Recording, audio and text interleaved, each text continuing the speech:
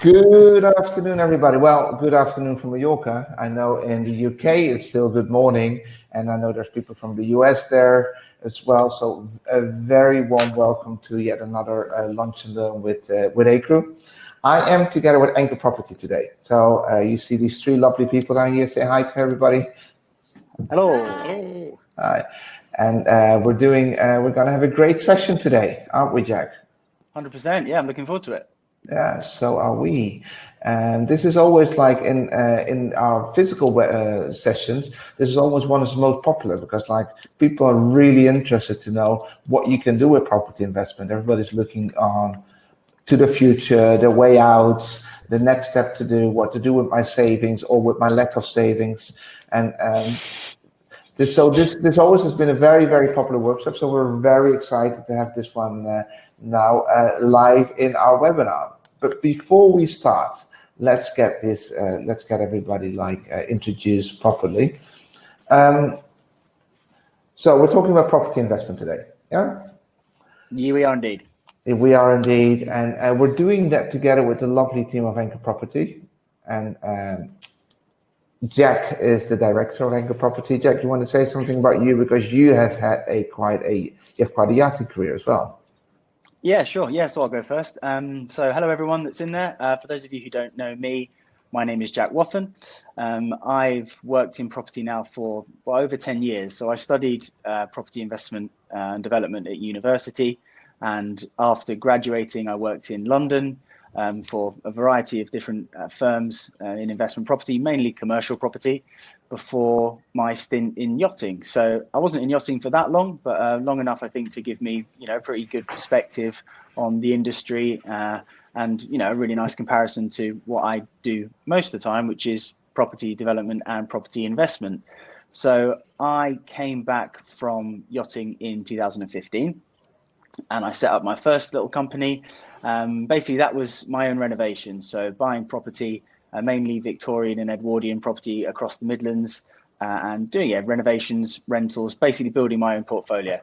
And then it wasn't too long after that, I started getting inundated with calls and emails from ex-colleagues and ex-friends, yachties who kind of wanted to do exactly the same thing, but maybe didn't have the knowledge base that I was fortunate enough to have. So that's where Anchor Property was born, basically out of a need that I saw for more information and more than information, kind of something that got rid of the disinformation, which was so prevalent at the time in the yachting industry about investing in property.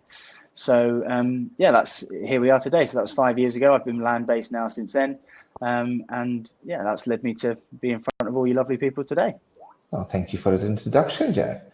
So, and you're joined with Matthew. Matthew, you're the account manager for Anchor Property. Hi, guys. Yeah, been with Jack now since the beginning of the year. I've been in yachting for 14 years now, since 2006, and still in the yachting game, in and out, but realise that there needs to be a way out of yachting. So in the meantime, I've been busy buying investment properties since 2014. Got 2 limited companies and a small portfolio myself, along with Danielle. And yeah, we're on the same kind of lines with Jack, where we realise that there's a bit of a gap in the market to help other fellow yachties out. So we've kind of joined forces and helping Jack out along the way, really. This is a nice story, if I can just interject. So I met Matt at an A-Crew event. What more could you ask for there on it? I mean, listen, okay? There is all the yachties out there. We are launching Shore Match soon, the way to get on shore. And Matthew is there you go. Well, Matt's a perfect example of that. So he came along to the Palmer workshop that you guys did. And he'd already been investing in property quite heavily, but didn't tell me that, asked me lots of sneaky questions, and that's how we first met. And then now look, we are years on, and we're all working together. So it's an A-Crew love story. Oh, I love that. Like, well, let's get to the next part of I don't know if that's a love story, but Danielle. Yes, welcome, Danielle. Hi, thank you. It's good to be here. Thanks so much. But yeah, so I also was in the art industry for 10 years. Matt and I, we both invested in property education in 2017. It all started from the Rich Dad Poor Dad book, which I think most people have read. If you're interested in property, if you're not, read it, by Robert Kiyosaki. And that kind of put us on this avenue of investing together. So I moved back to the UK in 2018 to start building our own portfolio. So it just makes sense that I can be on the ground. Our partnership works with Matt being away, I send in the deals, like, is this a goer? And then, yeah, this obviously is congruent with what we're doing, and to be a part of Anchor Property was just a clear step that we had to take. We've been in that situation where we were overseas and we wanted to invest, but we didn't really know where to start. So, yeah, it's all in all, we've got a great team here. Fantastic, like so great to see that. Well, let's get back to topic, and we'll see that what we're talking about today is very clear. Property investment. I'm not going to say a lot about it because I know that you guys are doing the presentation, so I'm going to close down my slides. I know it's going to be amazingly interesting. Guys, feel free to ask questions in the chats. All questions are welcome. There are no stupid questions. We're also recording this for you to look back. And I'm going to leave it to you guys to run the presentation, to do what you do, and I'll pop up if there's any questions or if I feel the need to say something. And good luck. Perfect. Thank you very much. So Thank you. Yeah. Cool. So are we up there, Onno? Can you see us? I'm just double checking before I start. You're absolutely live. You want me to start up your presentation, or you want to say something first? Yeah, no, if you can start the presentation, there we go. Perfect. Excellent. Yeah. Awesome. Brilliant. Right. Thank you very much. So thanks for that, Onno. So yeah, some of you guys in this workshop may have already met us in the past. You may have come to some of the workshops that I've done in the past. But if not, hello, welcome to an Anchor Property workshop. So, property investment is an absolutely vast topic. Especially when it comes to yacht crew. We've got different nationalities to consider. We've got different places to invest. The topic is endless, and that's a good thing. So we only have about an hour today. So we're going to try and cover some of the really basic aspects of it, and give you hopefully a nice framework to be able to either buy your first investment property if that's where you're at, or kind of upgrade your future investing if you are already an investor. So as Onno said, if you have any questions whatsoever at any point, you don't need to wait till the end. Usually when we do this live, people don't like to interrupt us, but this is great because it's almost anonymous. So please just ask whatever you want, whenever you want, and we can always stop and just chat things over. So yeah, we'll get going. So if we there we go. So over to Dee. Yeah. So yeah, I guess just to reiterate what it's going to be. What exactly property investing is on a basic level for now, why we believe that it's a great avenue to put your money into, why it can be a fantastic vehicle for you to gain an extra income, how it's possible, how it can be possible for you being overseas, and where exactly to start. So yeah. Cool. Yeah. A good place to start. Yeah, absolutely. So whenever we do these workshops in real life, we always start with our goals and strategy. So I know it sounds a bit cliche and people are probably sick of doing it, but it is genuinely so fundamentally important to have a strategy when you're investing in anything, but especially with property, because we're talking about investing large sums of money. And we're talking about investing in something which, it's long term. When we buy property, we're looking at 5, 10, 15 years ahead. So having a strategy is super important. How do we get to that strategy? Well, we need to set ourselves some goals. So we all set goals when we start investing in property, and we always get our clients to kind of have a think about them, even if they don't write them down. Now, you'll have seen these before, but we need our goals to be achievable, measurable, and specific. So yeah, when we do this in person, usually I make people do their goals and then bully them into showing everyone. We won't do that today, but some of the most common goals we see are to have bought your first investment property in the next 6 months, or possibly to match my current yachting salary with rental income in 5 years. Okay, so both achievable, measurable, and specific goals. So before you start down this road, whether you do or not, have a little sit down and just work out some goals. What do you actually want to get out of investing in property? And it might not be, commercial. It might be, just want to buy your own house, your own home, so that you've got somewhere to come back to. But knowing that will just shape everything else. Shape your mortgage that you need to get, shape the location you need to be looking at, and everything. So it's just a really, really important step. Which brings us nicely to the star of today's presentation. So when we do these presentations, I really like to use a real life example. I think that's really, really important. So what we're going to do today is we are going to look at a real life property investment of a yacht crew member who came to us back in 2016. So the very attractive man there sat in the hammock is Mr. Freddie RENNISON. So Fred actually used to work with me on Motor Yacht Lady S. He is from Yorkshire in the UK. He first inquired when he was 23. Now, the reason I put that in there is because most 23-year-olds in the UK are not even thinking about buying their own home, let alone investment property. Yachting really does give you an opportunity which should not be missed. He was looking for his first property and he was a career yachty.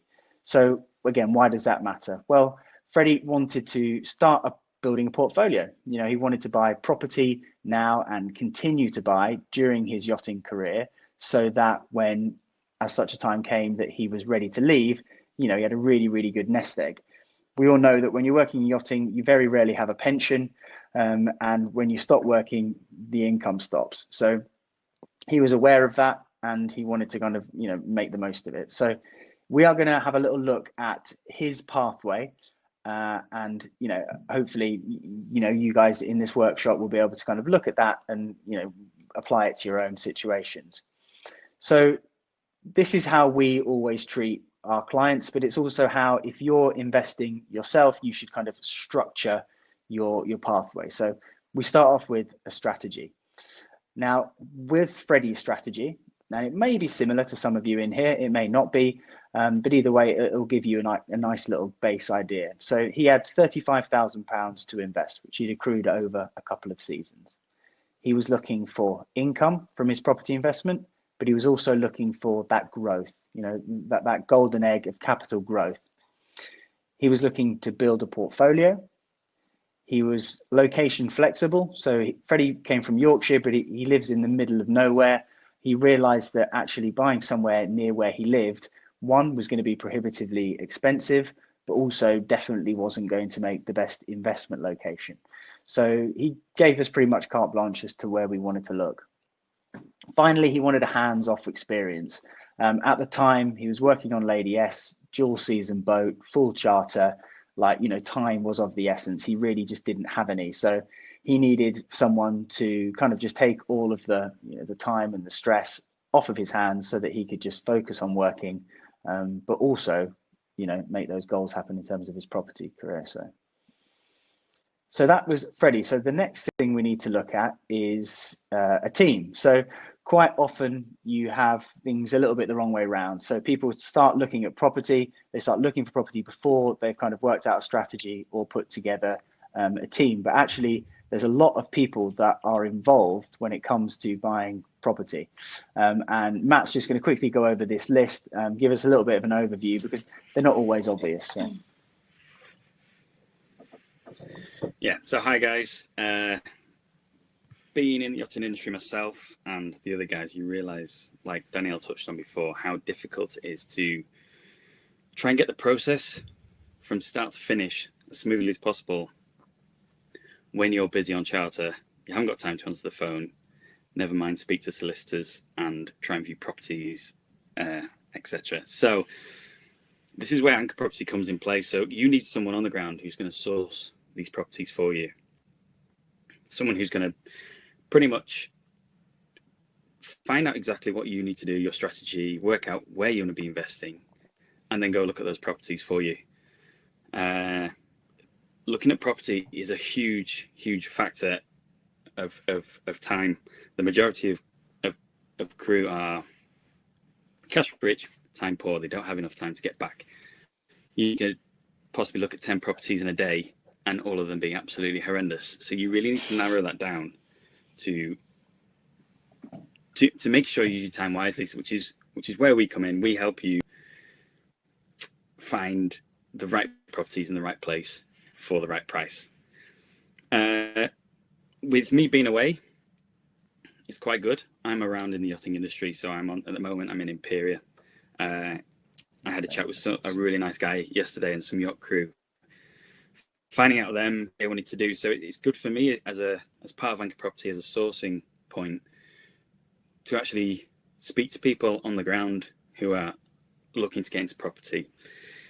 Then Daniel and Jack on the ground, they're able to negotiate with people like mortgage brokers and accountants, estate agents. One of the big factors is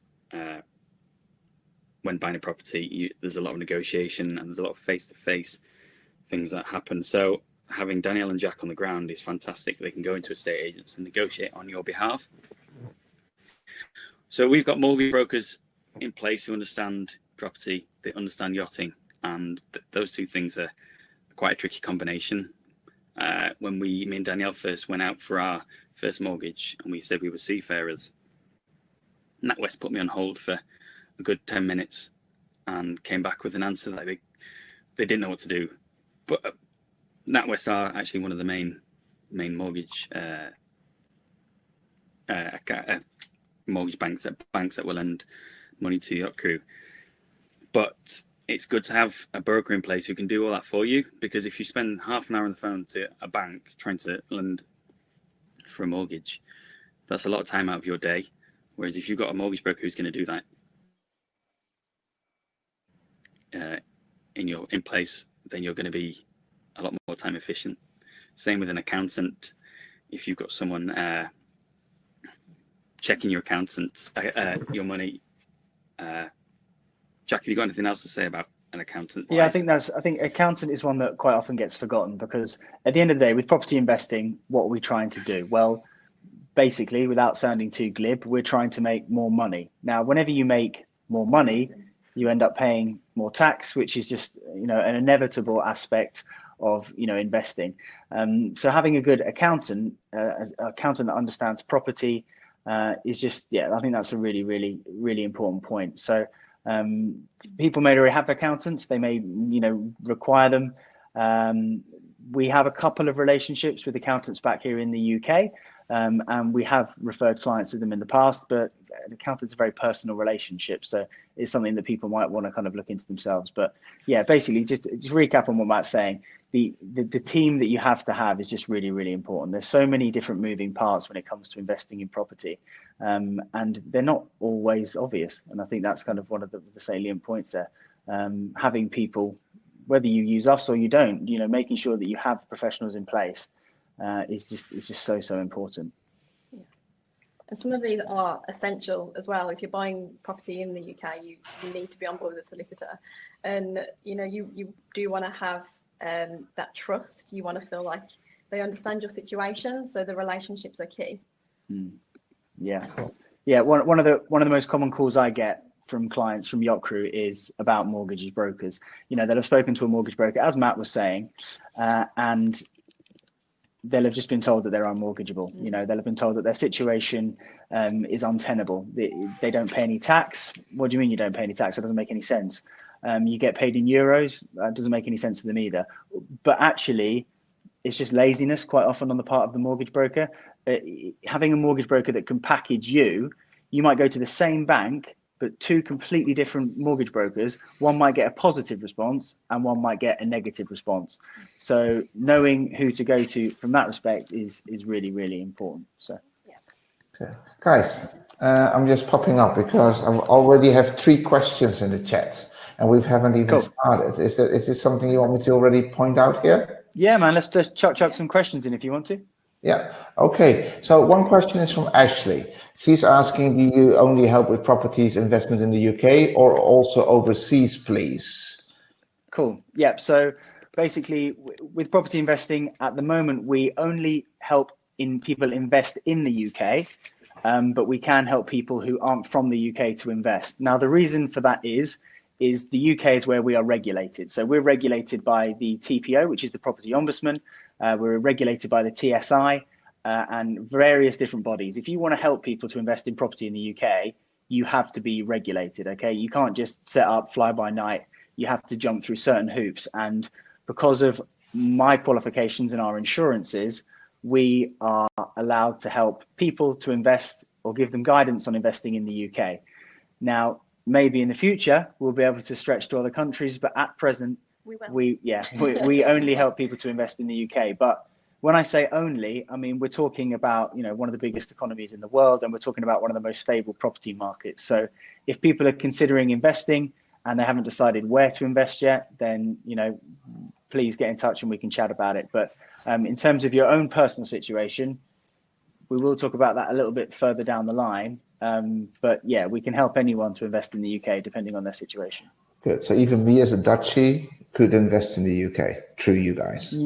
Yeah. Now I want to make this. I don't want to promise the earth because it is more difficult. If you're not from the UK, I mean, basically the distinction is, and we'll go into it quickly, is whether or not you need to use a mortgage. So if you need a mortgage, if you're from outside of the UK but you want to buy UK property with a UK mortgage product, then that does throw up issues.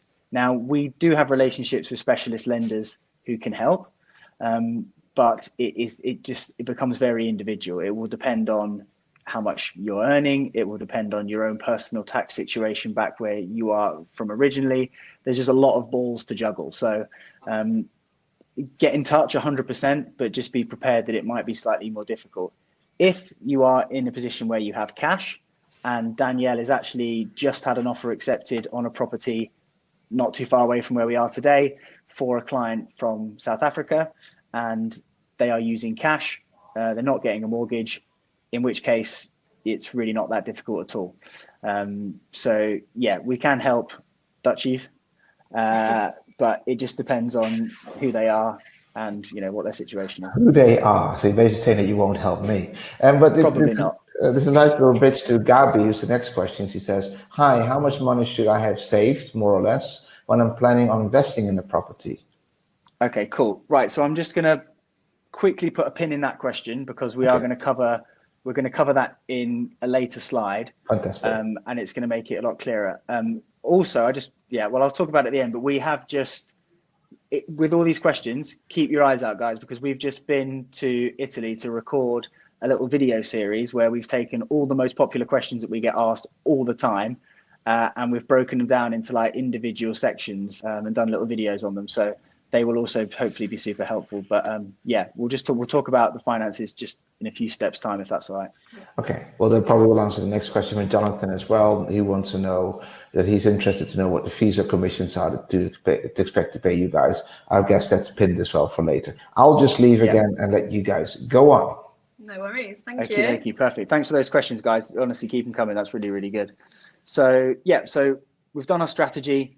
We've got our team put together. The first two steps, and now we're going to go on to actually finding the property. Now, it's worth saying at this stage, quite often people miss out those first two steps, and that's so easy to do. You're like, okay, I want to invest in a property. I'm going to jump on Rightmove. I'm going to jump on Zoopla.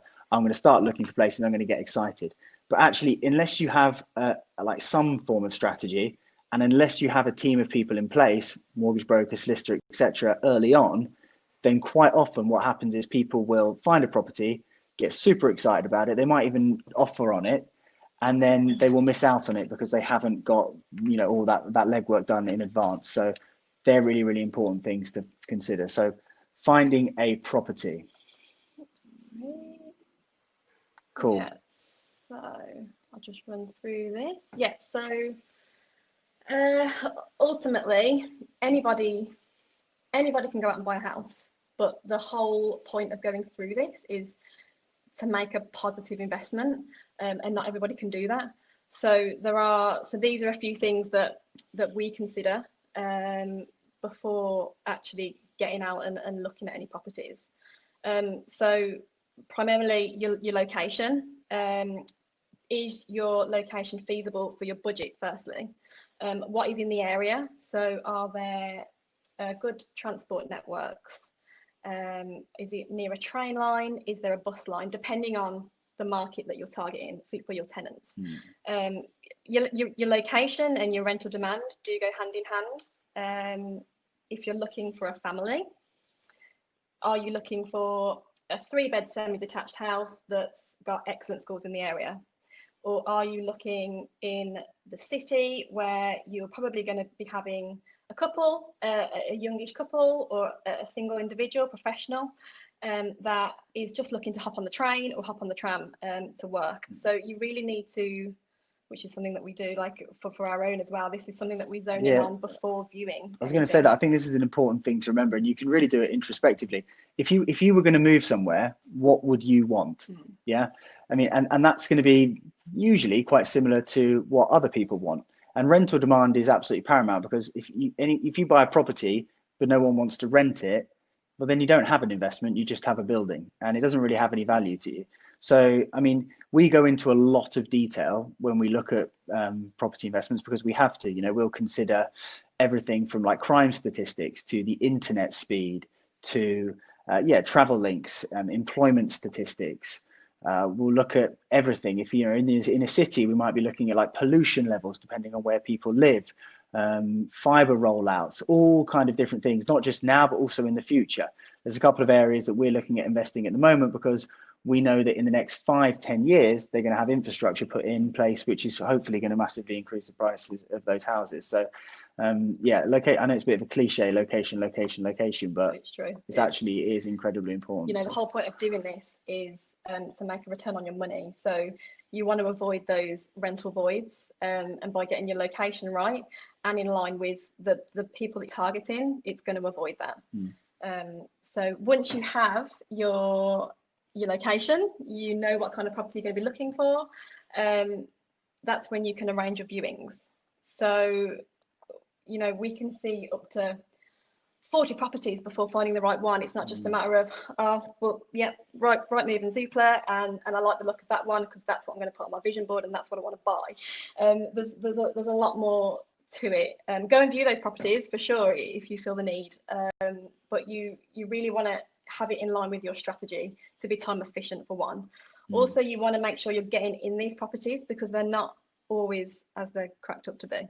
I think that's a good point for the moment as well. I know it's the case in other places as well, but in the UK, estate agents are offering a lot of video viewings, and I don't know, the amount of properties that I've seen where the photos looked absolutely fantastic, but then you turn up and they just there's a vibe, or there's a horrible there's a horrible smell, or there's just so many other factors that you really just need to be on the ground to kind of like establish. So you want to feel that floor, you want to be in there, you want to smell it, you want to see the cracks on the walls that you didn't necessarily think you were getting yourself into.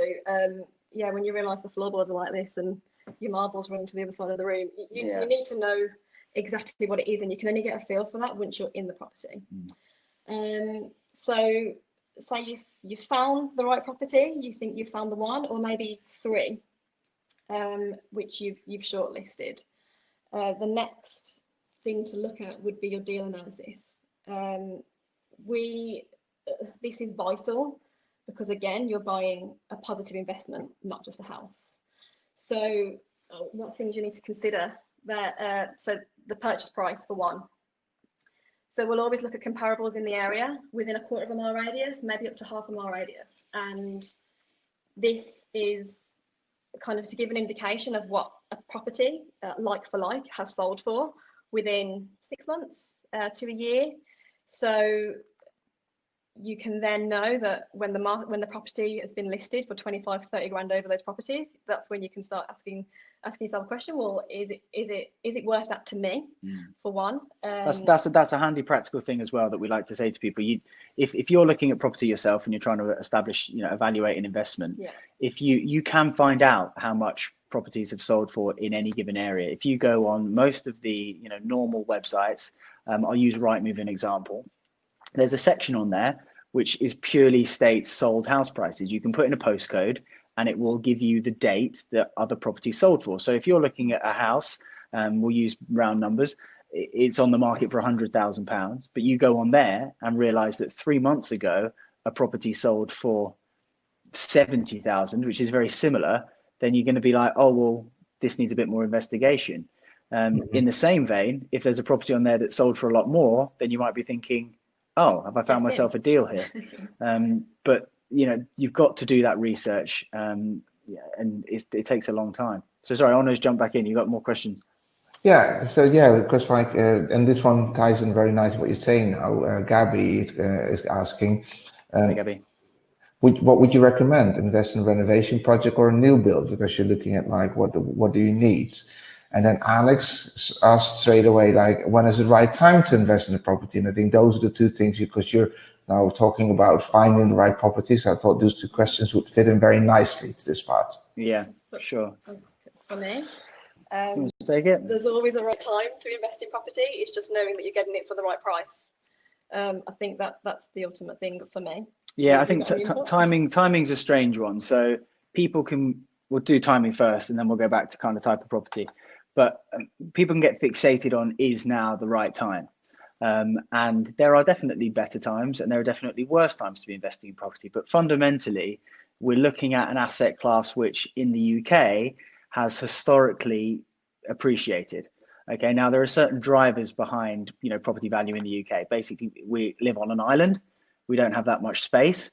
Okay, so from a supply and demand perspective, we have an increasing demand because we have a very growing population and we have a reduced supply. So, I mean, I know every government that comes in promises that they're going to build 1 billion more houses, but it never actually happens because it's a private sector issue, not a public sector issue. So in terms of that, if we're looking at a long-term investment, 10, 15 years, it's very unlikely that house prices would go down sufficiently speaking for your investment not to perform. I mean, on average, there's a crazy statistic. I think it's like every 7 years since the 1950s, house prices in the UK have doubled. And don't quote me on that because I haven't got it in front of me, but yeah, whatever it is, property prices usually in the UK go up. So in terms of the timing, generally speaking, I mean, as long as you're not buying just before we hit a nasty recession, and obviously that's a difficult thing to tell, but talk to us about that in more detail and we can talk about your personal situation. There is money to be made in up markets and there's money to be made in down markets. Okay, so whether property prices are going up, whether property prices are going down, there's always a way, if you're intelligent about it, to be able to manipulate that situation and make your money work hard for you. So that kind of nicely ties into type of property, because that is one of the most important things when you're trying to ride that market. What should you be buying? Well, again, very, very difficult. I don't know too much about your personal situation, and I'd love to if you want to talk about it. But I think the overwhelming point that I would say, and it's something that we kind of discuss a lot between ourselves, because me and Dee and Matt, we do buy renovation properties. We buy stuff in auctions. We buy property that needs, converting or, a lot of work doing on it.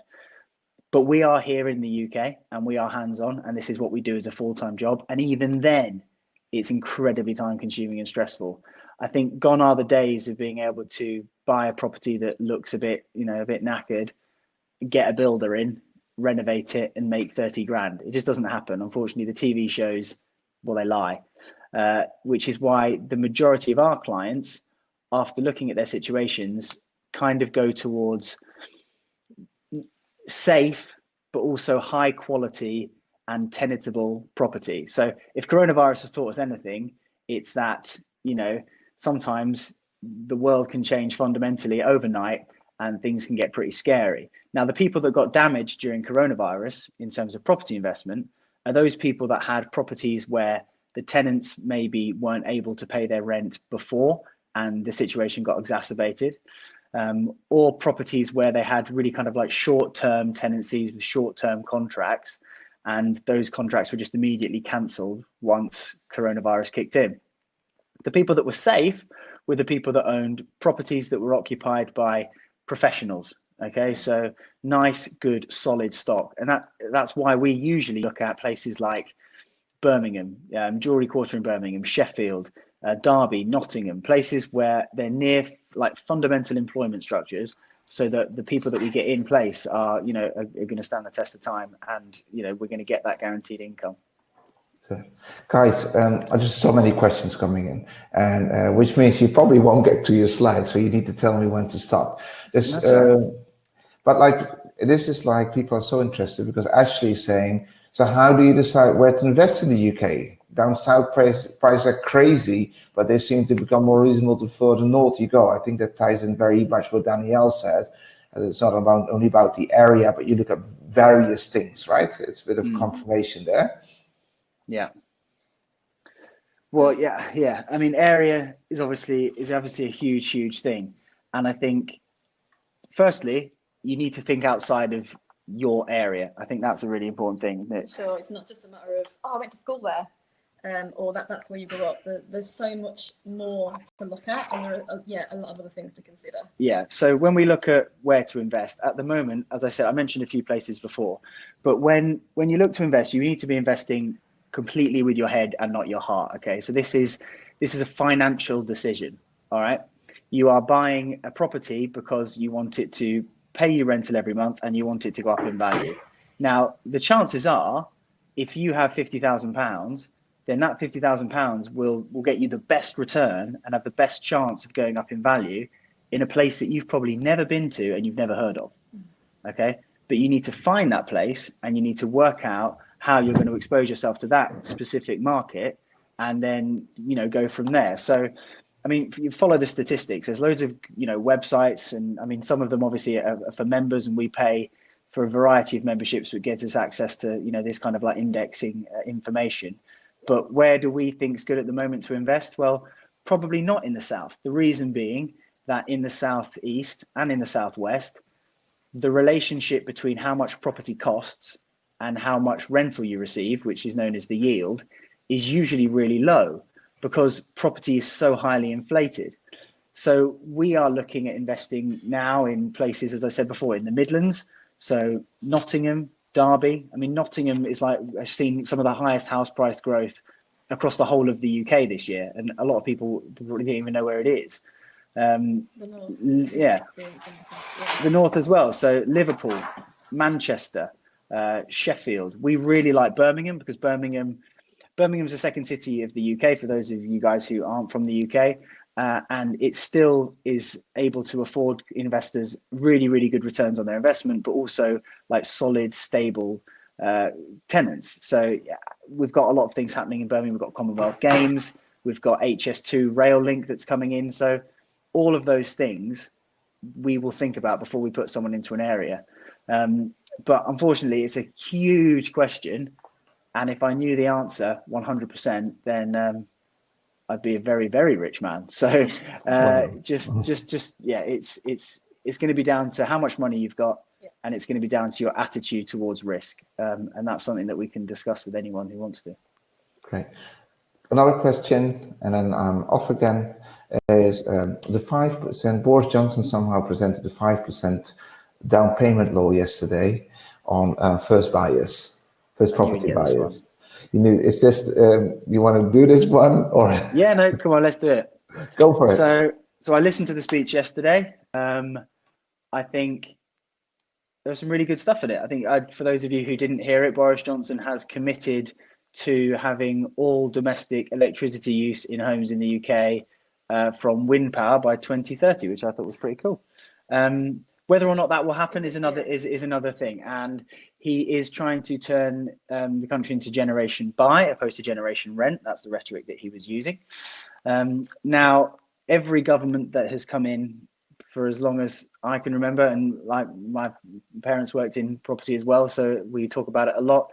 This has always been the case. They always come in with a nice shiny policy, which is going to revolutionize the property market in the UK. With his proposals, I mean, hopefully they will work and it will help people to buy property, but I foresee that it will be very similar to the Help to Buy scheme. So the Help to Buy scheme already exists. You can have Help to Buy ISAs. The government will top up any deposit you have so that you're able to purchase property. Now, reducing deposits to 5%, in many respects, is fundamentally the same policy that's already in place. You know, they're saying that they will give you an a guaranteed interest rate for a set period of time so that you'll be able to afford property. Now, that is really, really good, but it will only apply to people who are looking to buy their first home. Now, if you're in that situation and you want to buy your first home in the UK, then it may well be, really, really good for you. But obviously, from an investment perspective, there's absolutely no way that the government are going to allow investors to have reduced deposits. The policy isn't there to help people from a commercial perspective. It's to help people get on the property ladder to move away from rented. Does that therefore mean that there will be less people renting? I highly doubt it. You hear a lot that, people rent because they're forced to. I would say the majority of my tenants and the majority of the tenants of our clients' properties are renting because they choose to, because, they're working in that area for a certain amount of time. We're buying in areas where it's very difficult to buy. So I think it's good. It's good that the government are putting attention on it. It's good that they're trying further to kind of, stem what is, a big problem in the UK housing market. Is it realistically going to happen? I don't know. It's very difficult to say. And if it does, it's not going to be happening overnight. And I would say at the moment, the most important from a government perspective is the stamp duty holiday, which we're enjoying. And I think if we all just take advantage of that for as long as we can, and then worry about what comes next, that would be my perspective on that. So Honor's dropped out, so we'll move on with the slides. Where were we? Price. Oh, okay. Yeah. Evaluating numbers. We were at comparables, weren't we? Yeah. So we discussed that. So once you've got your comparables, and also it's knowing what rent you are going to achieve, because you obviously need that in relation to the property price to work out what your return is going to be. Either way, it's going to be better than what you're getting in the bank, but you still need to understand this before to establish a purchase price, basically. Once you have an offer accepted, it's exciting, but it's not the end. A survey is essential. We always advise that people get a survey, a home buyer survey. We do this ourselves as well. It is a bit of an outlay, 450, 500 quid, but for the long term, it's great. It's worth its weight in gold having that service. It's just for peace of mind. We really advise that. So the next you're going to go through a deal. So basically this hopefully this will be helpful to people, and if they've got any questions. So this was the property that we found for Freddie back in 2016. So we looked at a variety of different cities. At the time, I'd kind of highlighted Derby and Nottingham as potential growth areas, and not to sound smug, but that ended up being correct, and those areas have both done incredibly well over the last few years. Thanks. So this is the property that we found him. So it's a 2-bedroom, 2-bathroom luxury apartment in Derby. At the time, it was on the market for £117,500. So it had views over the River Derwent. Had underground parking. It had really good transport links. It's a high employment area because it's the global base of Rolls-Royce. As I said a moment ago, I'd highlighted it as a growth area. And also this property that we found had a tenant already in place. So all these things combined made me confident that this was a property that I thought that Freddie should be buying. It kind of ties in with finding a property because there's so many things that come into it. Now, I've listed a few of the things there that we looked into, but this process took weeks. I looked at not hundreds, but tens and tens of properties and traveled to lots of different cities before we found somewhere that I thought was absolutely spot on. And this was that place. So that's just to give you an example of where we were with Fred. So we'd done his strategy, put together his team, found a property, and then it was time to negotiate on it. Now, everyone is going to have to go through this, and negotiation, you kind of either love it or you hate it. But there's a few fundamental things here that I just thought I would chuck out there which may not be immediately obvious, which could help you if you find property and you want to negotiate. Now, the big barrier to negotiation quite often with investment is going to be the estate agent. So the estate agent is going to blow a lot of smoke. They're going to say things to try and dissuade you. They're going to try and make you feel like stupid, like you don't know what you're talking about, that, there's hundreds of people trying to buy this property and, you need to offer the asking price or, you'll never get it. 99% of the time is absolute nonsense. What we're working for the vendor, you just have to have that in your head. Yeah, exactly. The estate agent is working for the person who's selling the house, so they're not on your side. Also, the more money they get for that house or flat, whatever it is, the more money they get paid in fee. So they're kind of like your adversary when it comes to negotiation.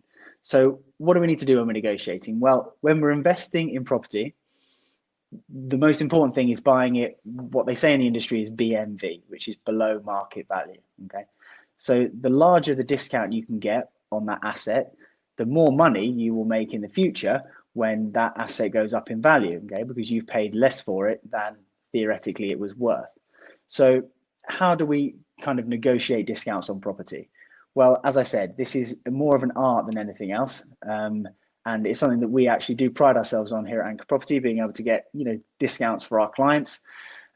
We like to be able to negotiate at least our fee off of a property, which kind of is win-win for everyone. But how do we do it? And more to the point, how can you do it yourself? So here's a couple of things. So find out who the seller is, okay? There is a huge difference between a property that is being sold by a little old lady who's moving into a nursing home compared to a property that is being sold by a bank because it's been repossessed due to forfeiture on the mortgage. So finding out who the seller is, if you can, is just going to be able to help you set the tone of your negotiation and give you an idea of how hard you can push, or whether you might just be completely wasting your time. Here's a quick tip. For example, with the property we looked at before, I was able to find out that that was actually a repossession. So it had been repossessed by the bank. Now, when property is repossessed by a bank, usually the bank just stick it on the market at a price which has been calculated by an algorithm, and then they will allow a certain percentage discount before they let it go. So you can kind of almost work out whether or not, your offer is going to be accepted on that specific case. But yeah, find out who the seller is if you can. So time on the market. Again, quite an obvious one, really. Just the same as if you're selling a yacht. If your property you're looking at has been on the market for 9 months and it hasn't sold, then you're kind of thinking, well, these people are probably ready to offer me a bit of a deal, fingers crossed. At least you can consider it. If the property's been on the market for a day, you pick it up and you make a ridiculous offer that's 10 grand less than what they're asking for, then they're probably going to think, well, we haven't had this on long enough to accept that. We'll leave it on a bit longer. So whenever you find property, you can either ask the estate agent how long it's been on the market. Whether or not you'll get the truth is another matter, but quite often now, with the advent of the internet, it will say on the listing when it was listed. So you can just quickly work out, right, this property's been on the market for X amount of time. And some of the professional investors that I know will just go online and they will find property that has been on the market for 12 months. And then they'll just go and just make silly offer after silly offer, because they know eventually they'll find someone who's desperate for that money, and they're going to get themselves a deal. So find out how long it's been on your market. Selling yourself. Now, again, this all comes back to having that team in place. If you are, imagine you're selling a property and you've got two people that come to you. One person comes and they offer you an amount of money, and that person has got a solicitor already in place. They've got a mortgage already in place. They've got proof of their funds. They're speaking the right language. They get on with the estate agent. And then you've got someone else who makes you an offer, which may be more, but they don't have a solicitor. They don't have a mortgage broker yet. They're a bit shady about where their money's come from. And, they don't get on with the estate agent because the estate agent thinks that they're rude. The chances are you're going to go with the person, even though it's slightly less money, who has got themselves together. So get yourself together, act professional, be professional, because at the end of the day, what we're doing is, we are investing. This is a professional thing and it has to be taken as such. Sell yourself. And if you sell yourself, then you are going to stand in much, much better stead when it comes to, making that negotiation and getting those cheeky offers accepted. I think it is organisation as well, isn't it? Having your documents ready, your proof of funds, your ID, so it's ready to go. Don't leave it a week before you respond to an agent, and and give your info bit by bit. It is it is the professional side, isn't it? I suppose. Yeah. But organisation is key as well. And if you haven't bought property before, then obviously that's going to be a confusing thing. Getting all that documentation together and understanding what you need can be really, really laborious. We take, not to plug, but we obviously look after all of that kind of stuff for our clients. But if you're doing it yourself, then I just get as organized as you can. Like, pick up the emails as quickly as you can. Don't be afraid to jump on the phone. If you get an email from a solicitor and you're like, I do not understand what that means, don't be afraid to jump on the phone and just say, I don't know what that means. Can you talk me through it? There's no place for like being proud in this. You just got to be honest, and that's the way you get it done quickly. So lastly, I've got there, be ruthless. And it couldn't be more true. At the end of the day, as I said, I've said it once, I've said it 1,000 times, I bore everyone by saying it. This is a head decision, not a heart decision. If you are making offers on property, you've already decided what that asset's worth because you've worked out how much the rental return is, and you've worked out, what level you're willing to accept in terms of that percentage return. So if your offer doesn't get accepted, you don't then go, but I've spent loads of time researching and it's taken me a month to find this property. I'll just keep adding on and I'll just keep going until I get it. You can't do that, because that is the way that you lose money and you end up with an average portfolio of property. So be ruthless with yourself, be ruthless when you're talking about these things and, making offers that you may feel are embarrassing. Don't be embarrassed. I make embarrassing offers on properties on a weekly basis. Okay. And once you've done it a couple of times, you'll get over it and you won't be worried. So yeah, just negotiation. As I said, some people really enjoy it. Some people absolutely hate it, but hopefully with those little bits and bobs, you'll be able to become a better negotiator. And if you are negotiating on a property at the moment and you just want, to chat it over with someone, then, get in touch. And like, that's kind of, from a sound perspective, that's kind of what we enjoy. So if you're more than happy to talk it over, we might be able to give you some tips and hints to be able to improve that. So there we go, negotiation. So we've got our strategy, we've put together your team, you've found yourself a property, you've negotiated, and you've had an offer accepted. Very, very exciting. Unfortunately, now there is a whole swathe of other things that have to happen. And we need to get through to completion. So do you want to talk us through this? Yeah, sure. So insurance, you will need, your solicitor will require seeing that the building is insured before completing. So you have to have that in place. £20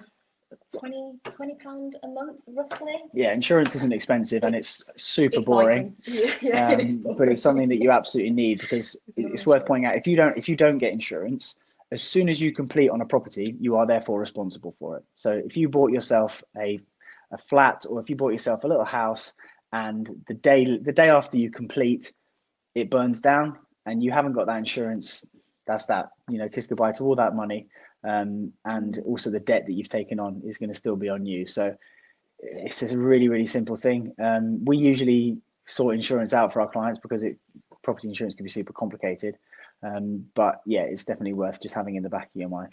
Yeah, you want to check the property as well. You want to ensure if anything was agreed that there were going to be certain things left in the property, washing machine, or did they say it was going to be fully furnished because whoever was selling it was moving to somewhere furnished. Like, you want to know it's exactly as you agreed. Yeah, I haven't had this myself, but when you buy a property, you'll have a fixtures and fittings form in the UK, and it will basically state exactly what they're planning on leaving. So usually, they will leave stuff like light fittings and radiators. But as I said, I haven't had it happen to me, but you hear stories about people buying properties and they will go in after completion and someone's been in and taken all the radiators and all the copper pipe to like sell it to the scrap, and the house has just been trashed. So you need to make sure that on that day you go and you check that property is exactly how it's meant to be, and that you might not be available to do it.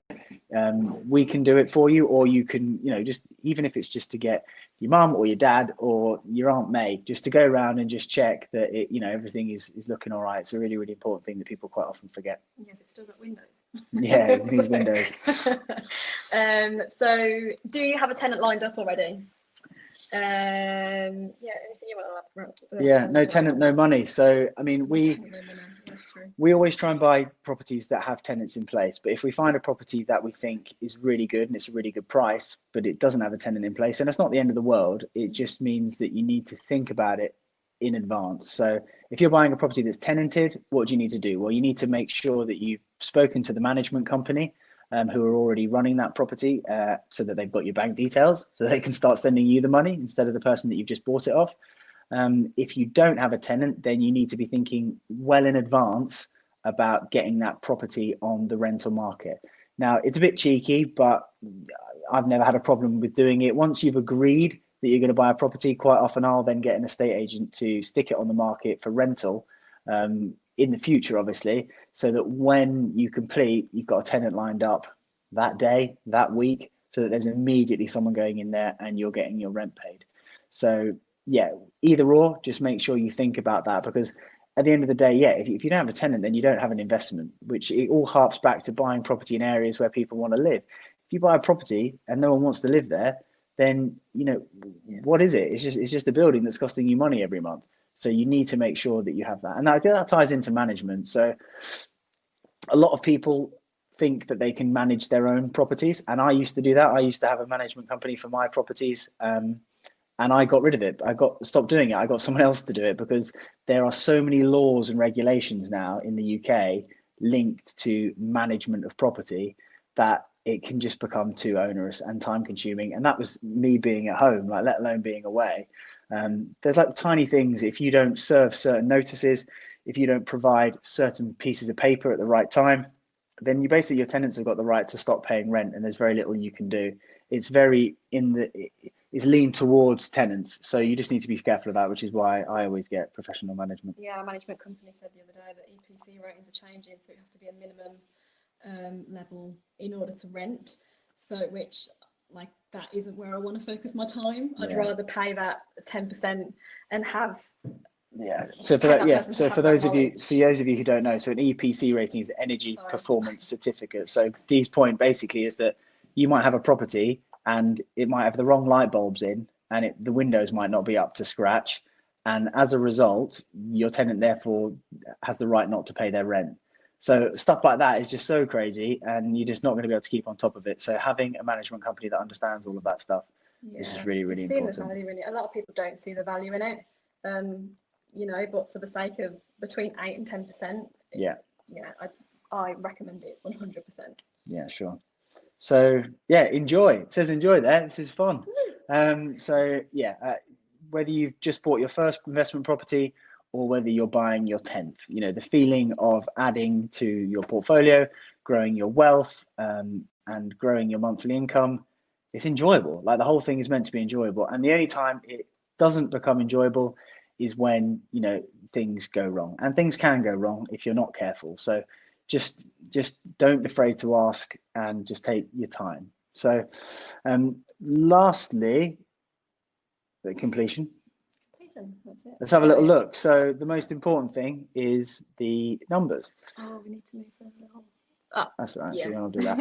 So basically, here is the comparison between the property that we purchased for Freddie. So as I said before, we bought that property in November 2016.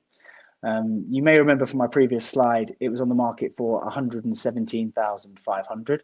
So in the end, I managed to negotiate a final price of 114,000. Now, going back to the question that we had previously about how much money you're going to need, Freddie required £33,495 actual to make that investment.